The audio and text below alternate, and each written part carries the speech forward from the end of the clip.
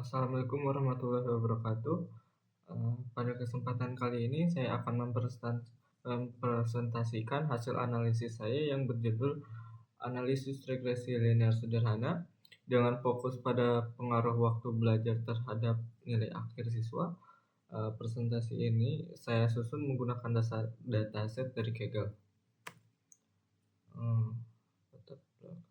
Kita semua tahu bahwa nilai akhir siswa dipengaruhi oleh banyak faktor, mulai dari motivasi, metode pengajaran, hingga lingkungan belajar.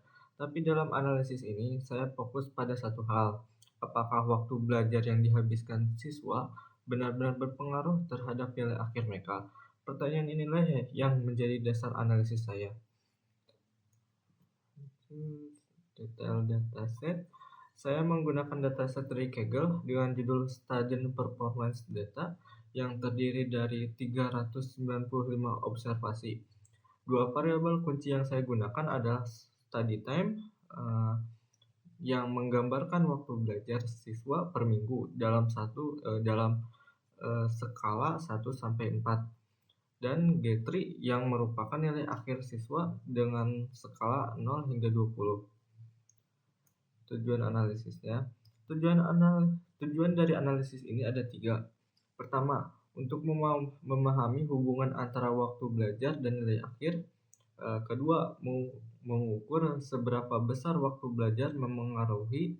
Dan ketiga, menyajikan temuan tersebut dalam bentuk visualisasi dan model regresi sederhana. Metodologi penelitian. Untuk mencapai tujuan tersebut, saya menggunakan beberapa langkah, dimulai dari perhitungan statistik deskriptif seperti rata-rata dan deviasi standar, lalu dilanjutkan dengan visualisasi berupa scatter plot, kemudian saya membangun model regresi linear, dan terakhir mengevaluasi performa model menggunakan metrik seperti MSE dan R-squared. Hasil statistik deskriptif. Berdasarkan statistik deskriptif, nilai rata-rata akhir siswa yaitu G3 adalah sekitar 10,4 dengan deviasi standar sekitar 4,69. Ini menunjukkan adanya variasi yang cukup besar antara siswa. Untuk waktu belajar, sebagian besar siswa berada pada kategori 2, yaitu 2 sampai 5 jam per minggu. Ini visualisasi data yaitu scatter plot. Dari scatter plot ini kita bisa melihat bahwa ada kecenderungan positif, artinya semakin tinggi waktu belajar, cenderung semakin tinggi pula nilai akhirnya. Namun sebaran titik yang cukup acak menunjukkan bahwa hubungan ini tidak terlalu kuat. Jadi waktu belajar memang berpengaruh, tapi bukan satu-satunya faktor. Ini adalah hasil model regresi linear yang saya dapatkan.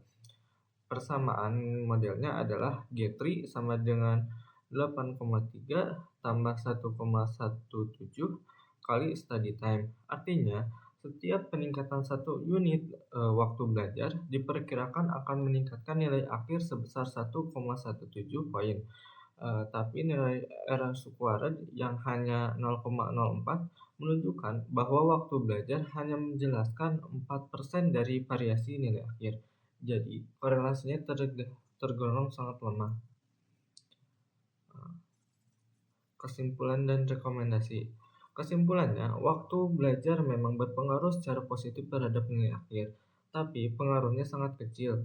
Oleh karena itu, saya merekomendasikan agar di masa depan analisis ini ditambahkan variabel-variabel lain yang lebih kompleks, seperti tingkat kehadiran, partisipasi kelas, atau latar belakang keluarga. Bahkan bisa dikembangkan menjadi model regresi berganda. Sekian presentasi saya. Dataset yang digunakan bisa diakses di Kaggle dan link untuk kode Python serta video saya sertakan nanti.